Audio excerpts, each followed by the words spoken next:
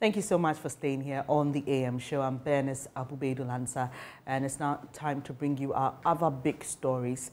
The University Teachers Association of Ghana and other allied unions in the education sector are expected to begin a strike today.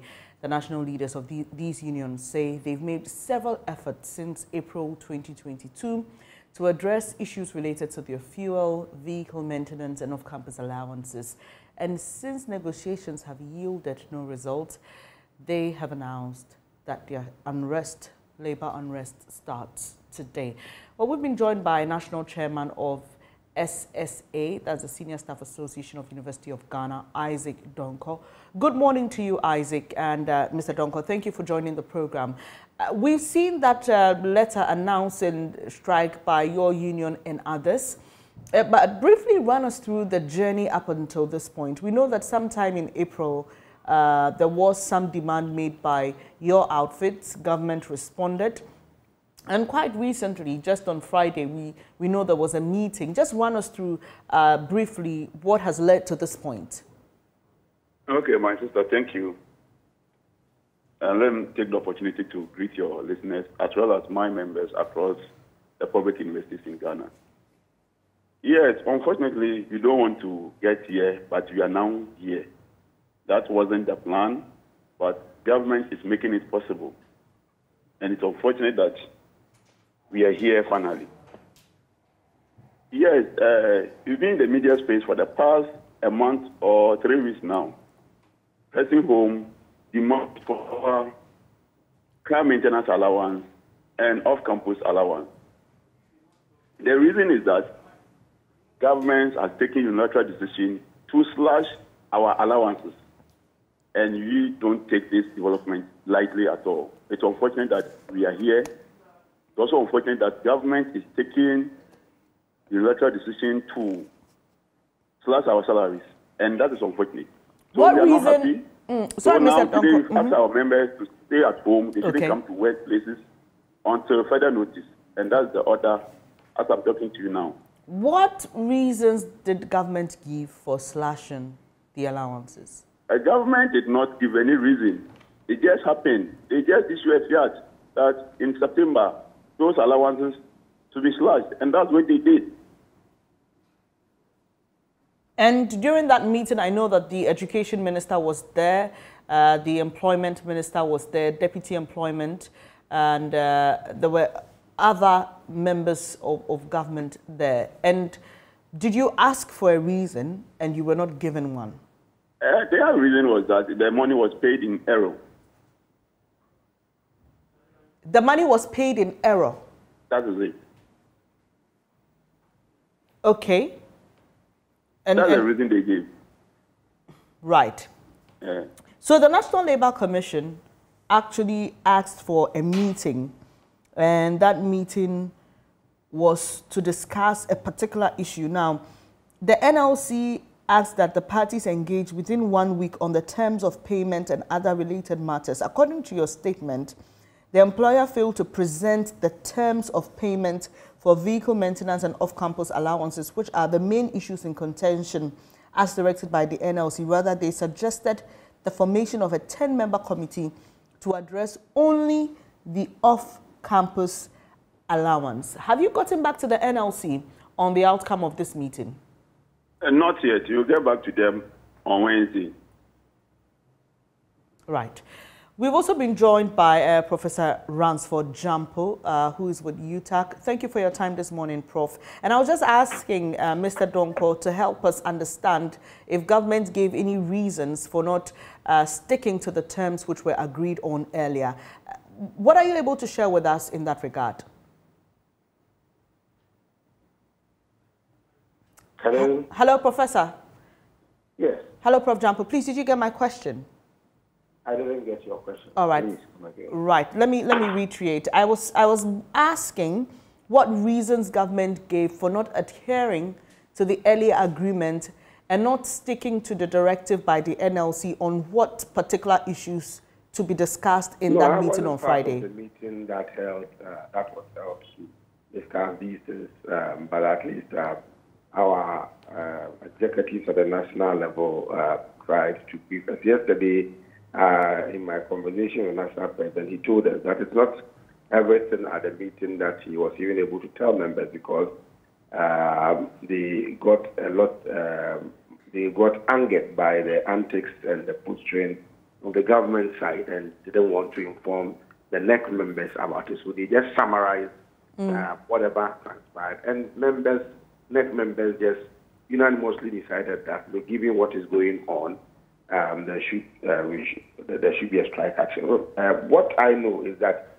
when the National Labour Commission invited our national executives into a meeting, members said they shouldn't honor such invitation because long before, in June, they have reported the conduct of government to the National Labour Commission, and the NLC had called government or summoned government to appear before it to answer a few questions. And this summons was snubbed and ignored by the government side. You had gone, agreement had been signed long ago and it was being implemented. And then you have unilaterally varied the agreement to the disadvantage of labor without recourse to them. And so this was reported. National Labour Commission wanted to intervene. So it called the Finance Ministry, and the Finance Ministry snubbed them. And so the argument of members was that if you called and they snubbed, and in spite of incessant letter writing back and forth, they have been adamant, then we should communicate in a language that is better understood by them. Now we did that, and then again, NLC is calling another meeting. And we said that why should we honor that meeting? Because it is not likely the government side would honor that invitation. But because we had said we'll be going on strike, they showed up. And they show up, and you want, the NLC gives a directive, and the directive is being complied, and then the government side want another negotiation. I mean, what sort of unnecessary bureaucratic bottleneck and childish delay tactics is that? Something that has been agreed on and is being implemented. If for some reason you want to vary to the disadvantage of labor, is that not a show of competence for you to do prior consultation and engagement before you do that? You don't do that. And when there is an issue, you want another negotiation on what has been negotiated, signed, and is being implemented. And so they came to brief us, and members, NEC members felt that it is not, it would amount to nothing if we go do respect or go the back and forth way. And so they said Labour should advise itself. And this time, for the first time in the history of strike actions in Ghana, it's a strike action that is being embarked not upon by just UTAG, but by all labor unions on campuses of public universities. We understand that times are hard. And I keep saying that university workers are not a bunch of some inconsiderate and irresponsible people. We are concerned. We are also parents.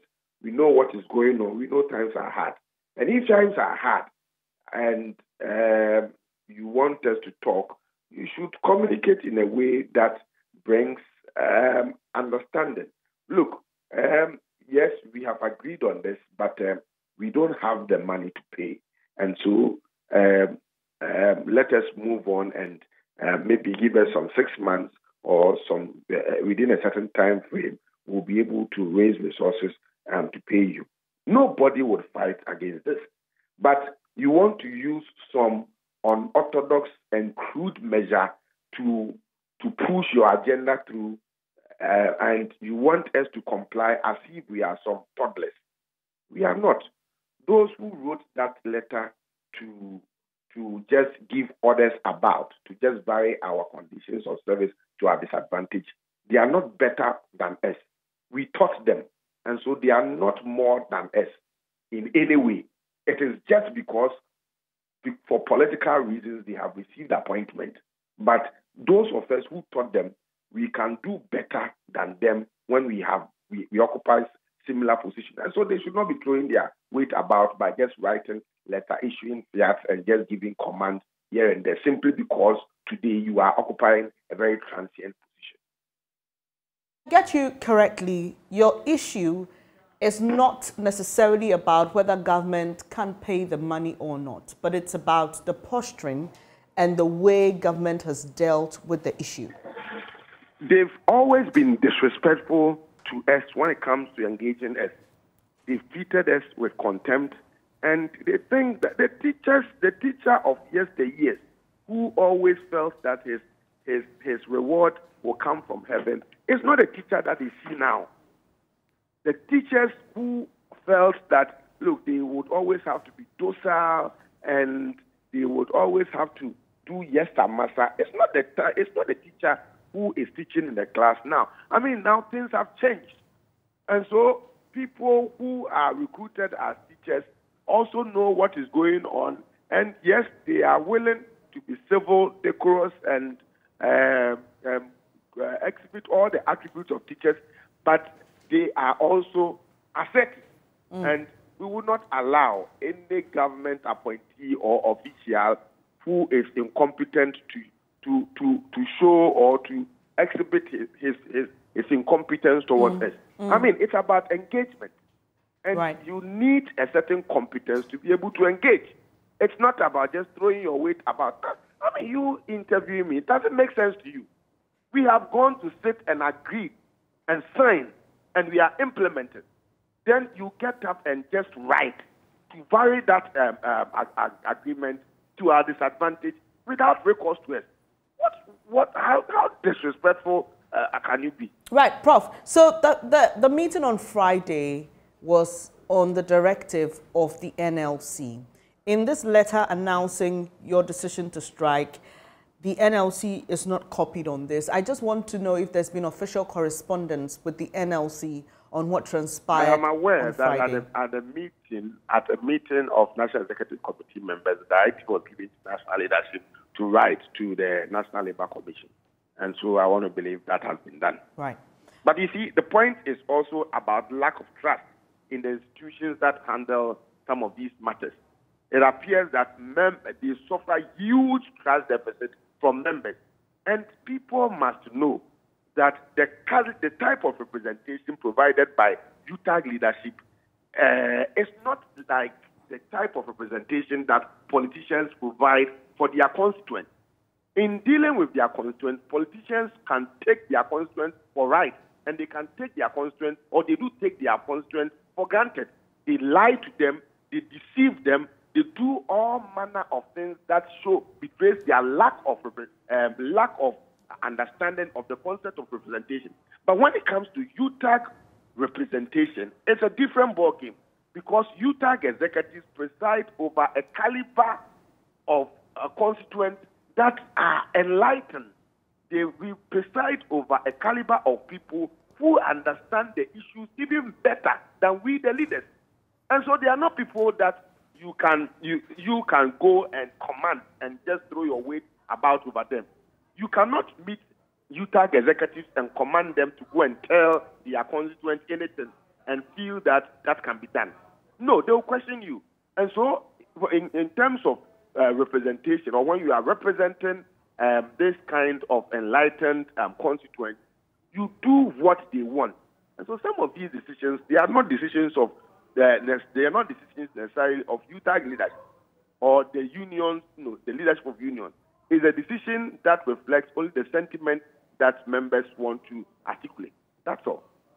Prof, finally, what will it take for UTAG and the other unions to rescind this decision? I think the letter that is communicating this has been loud and clear.